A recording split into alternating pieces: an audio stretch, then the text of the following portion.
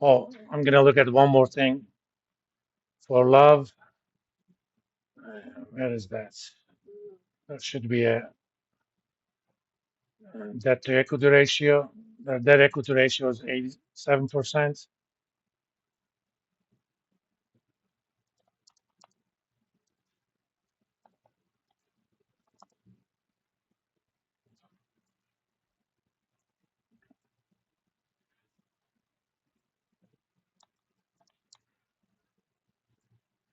For Delta, forward P is 642, and net equity ratio is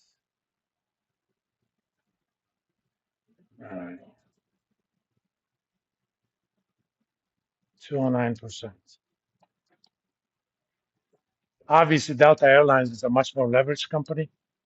Based on forward PE, Delta seems to be much cheaper, but they're kind of also leveraged, so there is an extra sense of risk for Delta. So they're cheap, but one of the reasons they're cheap, there is a much heightened risk of future financial fragility. If the U.S. economy tanks 5%, which is what it did in back in 2018 in 1 year, Delta will go bankrupt. Southwest won't. Okay, so part of the reason forward PE is 4 times higher for Southwest Airlines, which is still kind of almost same as the S&P 500, is financial fragility risk for Delta. That's why maybe we need to do something where that leverage is taken out of the picture. You want to take leverage out of the picture. We're going to calculate something called enterprise value, EV, instead of market cap.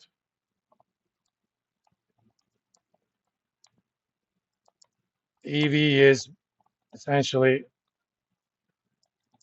market cap plus book value of liabilities or debt minus cash. And I put that cash in quotes on purpose because everybody's definition of cash is somewhat different. You can think of the enterprise as what the firm is doing as a business. Okay. And EV is essentially is market, the value market attaches to the business, not to the firm. Business is value of assets in a sense. But whatever you have in cash is not related to business, it's just cash. That's why we take it out. But people have different definitions of cash.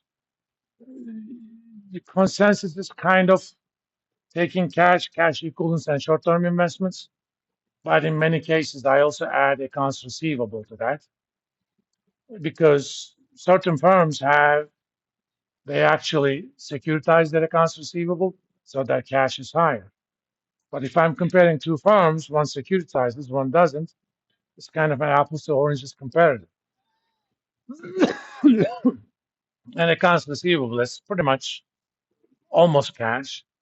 So for my own personal analysis, I use current assets other than inventory and other current assets. So cash, cash equivalents, short-term investments, and accounts receivable. If you want to be conservative, just use cash, cash equivalents, and short-term investments. That's why I put it in quotes. You should think of EV as essentially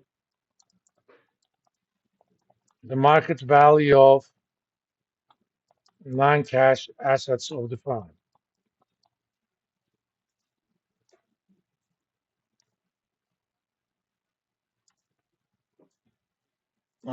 Remember, assets are equal to equity plus liabilities, right? So the first and the so-called market value operator is a linear operator. Market value of a sum is the sum of the market values. That's what we mean by linear operator. I know it sounds like an abstract algebra, and it is abstract algebra, uh, but it's a simple concept. Market value of the cash is cash anyway. In that sense, EV is market value of the non-cash assets of the firm. Technically speaking, I'm using book value of the debt. If you have a means to estimate the market value of the debt, go ahead and use it. But if you're doing this for a quick and dirty calculations, uh, book value of debt is typically a good estimate of the market value. Not always, but it is a good first pass approximation. That's not the case for book value of the assets being a good estimate of the market value of the assets. And since we're doing these things kind of as first approximations, I can live with that.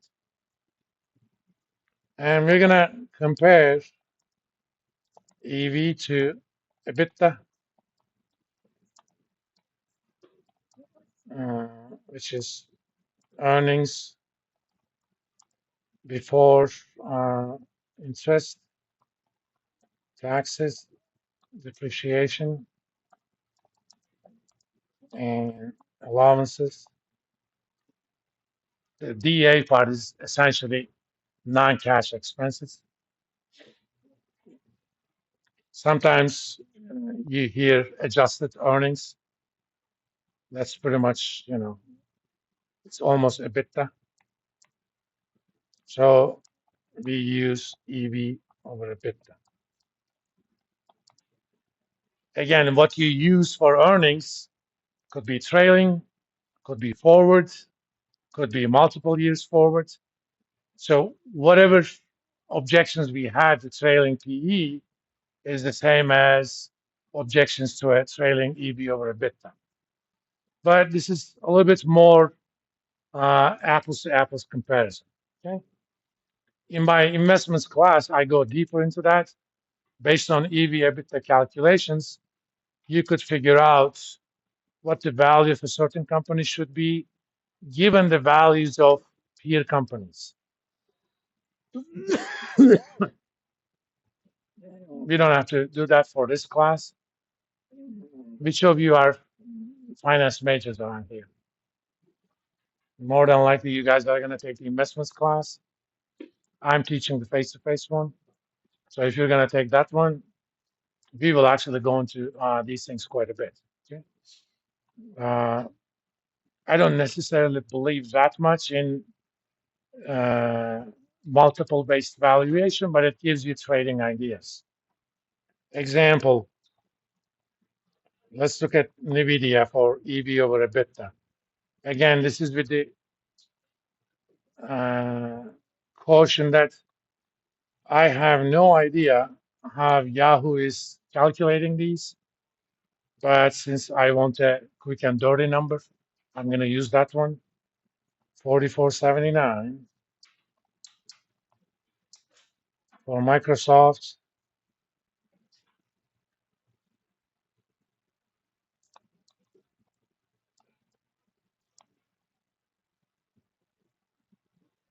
24.26. Again, taking that at face value, Microsoft seems to be a much better investment. But A, I don't know how they calculated, and B, I don't know whether that's trailing EBITDA, forward EBITDA, so on and so forth. But if you have the information, you could use the proper EBITDA. If I have projections of earnings over the next 5, 6 years, I can calculate an average EBITDA for the next 5, 6 years and divide it by that and go from there. But the key about EV over EBITDA, it gets rid of leverage. There's a difference between companies, and companies have different depreciation policies. Microsoft, being mostly a software firm, is not going to have much depreciation other than on their server farms. But NVIDIA is a hardware firm. They're going to have much higher depreciation. So it basically takes out those differences between companies that makes pairwise comparisons difficult.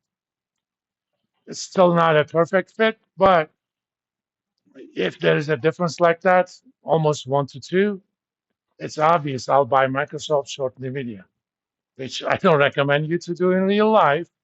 That's a big if. If that is a reliable information, it gives you an investment idea. That's what I used to manage the investment fund in another life. We got our trading ideas that way. We use these basic stuff to get us a list of trading ideas.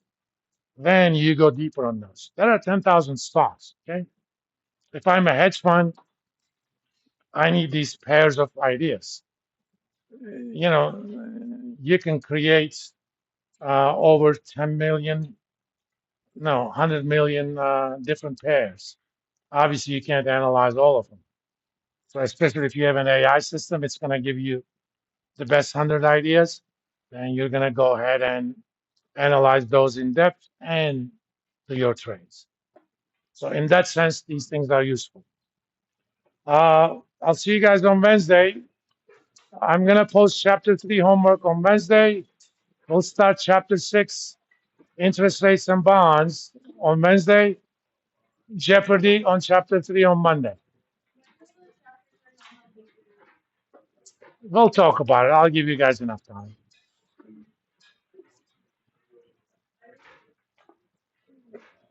I mean, I don't believe giving you tight deadlines.